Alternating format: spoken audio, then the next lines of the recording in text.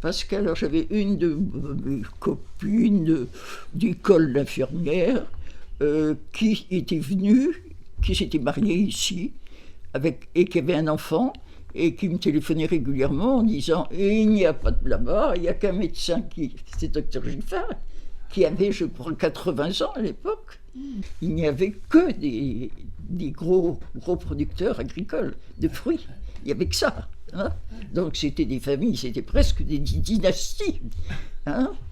Et comme les paysans aussi, ils ne voulaient pas distribuer, ils ne voulaient pas commencer à appauvrir. Là. Donc ils n'avaient qu'un enfant en général, ou deux. On leur a proposé ici des pondeurs pour ce qui semblait à l'époque des pondeurs, pour leurs champs et tout ça. On a construit très vite, après la guerre.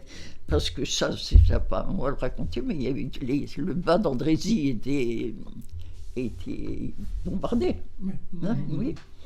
Et donc cette fille me disait j'ai vraiment pas de médecin pour mon enfant. On a dit après tout, puisqu'il n'y a pas de médecin, on va aller voir. Et on s'est installé comme ça.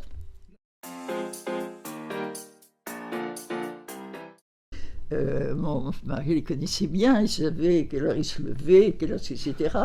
Et puis, bon, tout d'un coup, on savait que l'un ou l'autre vendait sa terre. Bon, puisque s'ils n'avaient pas d'enfants, ou des enfants, très peu d'enfants. Et le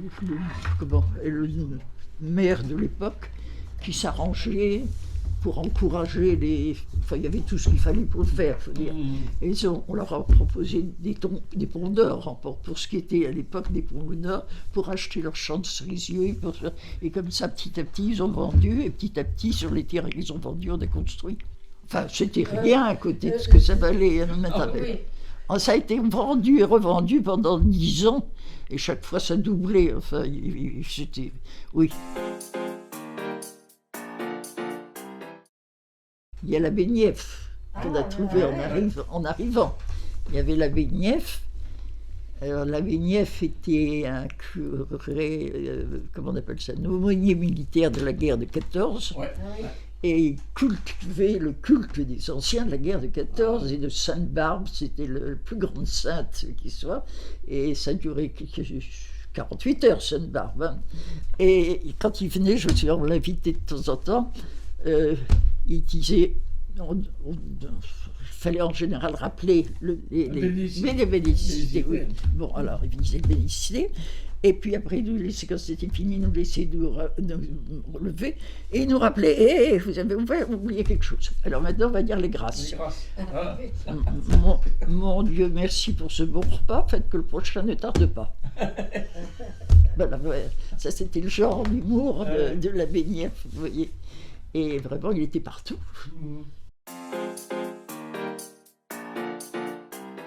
Il avait rencontré ici, plutôt à Conflans, comment est-ce qu'on appelle ça, un maître verrier. Oui. Et il avait été très touché par la spiritualité de cet homme qui faisait c'est du demi-figuratif. Oui. Et donc, autant pour aider ce type qui n'arrivait pas à s'en sortir, et que pour faire quelque chose pour l'Église, il a dit, je donne 2000 € à, comment ça s'appelle, Gigot. Gigot, ça. Voilà. Gigot. Et puis on va faire la quête pour demander ceux qui veulent nous aider. Et ça fait le vitrail.